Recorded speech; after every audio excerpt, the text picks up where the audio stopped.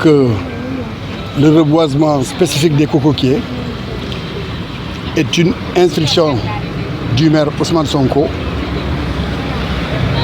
instruction à travers laquelle il a mis à la disposition des communautés et des espaces publics de la commune environ un peu plus de 3000 pépinières de cocotiers. Aujourd'hui, dans le cadre du lancement du projet de reboisement, nous avons choisi le boulevard des 54 mètres en rapport avec le projet de construction de la nationale qui va de Sénoba à Mpac. Et dans cette composante de la construction de la route, il est prévu que de chaque côté du bord de la route, qu'il y ait un accompagnement en termes de reboisement d'espèces. Mais nous, au niveau de la mairie, nous avons ciblé des espèces dites nutritives pour répondre à un besoin de sécurité alimentaire et à aussi un besoin de confort des populations.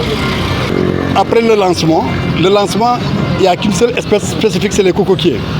Mais nous disposons en réalité de pépinières de cocotiers, de pépinières de citron, de pépinières de papayer, de pamplemousse, de goyave. Donc ça fait donc un ensemble hybride qui va être réparti à travers les différents sites de la commune de Ziguinchor et le cumul fait à peu près 3500. L'heure est à l'ère du broc. Nous nous voulons performants. Dans les 48 heures, photo à l'appui, nous terminerons le projet. Dans les 48 heures. C'est l'heure du broc et de l'efficacité. On a envoyé même à la presse les différents sites. Il y a 18 autres sites qu'on ne peut pas se permettre d'énumérer ici. Il y a 18 espèces de sites et aucun quartier de Ziguinchor n'a été négligé.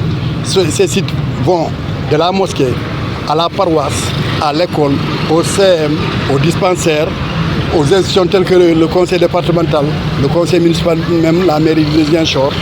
Donc un certain nombre d'espaces publics, un certain nombre de lieux publics et même communautaires, parce que même ici, Dimbaya, là où nous nous trouvons aussi, à l'intérieur, nous allons aussi planter. Donc pour dire qu'ensemble, un ensemble hétérogène, mais un ensemble qui se retrouve en termes d'espace public pour l'essentiel. D'abord, toutes les espèces que je viens de citer sont nutritives, premièrement. Deuxièmement, dans un contexte de changement climatique, il y a deux leviers sur lesquels chaque gouvernement et au niveau territoire sur lesquels on doit agir. C'est l'adaptation au changement climatique, mais c'est aussi l'atténuation du changement climatique. Donc ici, on aura une réponse en termes d'atténuation du changement climatique, parce que ce sont des espèces qui vont contribuer à capter le gaz carbonique et tous les autres gaz à effet de serre qui devaient être émis au niveau de l'atmosphère.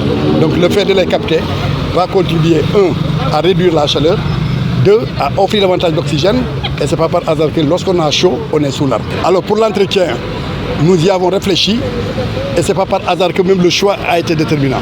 Pour ce qui est du boulevard des 54, c'est le projet qui a en charge la construction de la route Sénoba-Mpac qui va assurer et la sécurisation et le suivi jusqu'à la croissance normale des plantes. Pour ce qui est des autres sites, ce sont des institutions pour l'essentiel.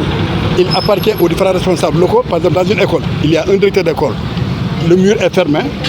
C'est le directeur de l'école, le responsable moral, qui doit dégager une stratégie pour préserver les espèces qu'on va lui offrir. Dans les mosquées, tout est organisé. Dans les CM, même chose dans les dispensaires, etc. etc.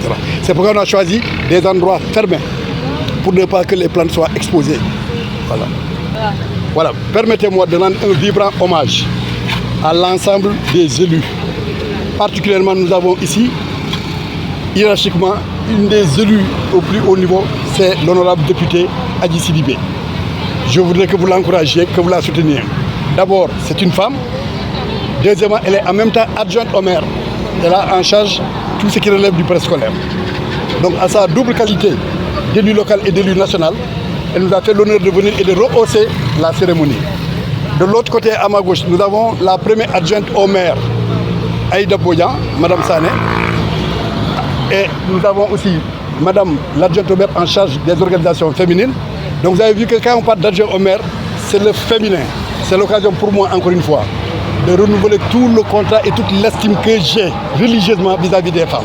S'il y a une catégorie que je respecte, c'est d'abord les femmes avant toute autre considération. Et aujourd'hui, les femmes ont prouvé encore une fois que quand Ousmane Sonko appelle, elles sont toujours les premières et en ligne d'attaque. Parce que tout ce que nous faisons, c'est pourquoi? C'est pour sauver la planète, c'est pour sauver la vie. La femme, c'est au féminin. La vie, c'est au féminin. La naissance, c'est au féminin. La mort, c'est au féminin. Le monde vibre au son du féminin. Respectons les femmes, respectons et reconnaissons surtout leur mérite.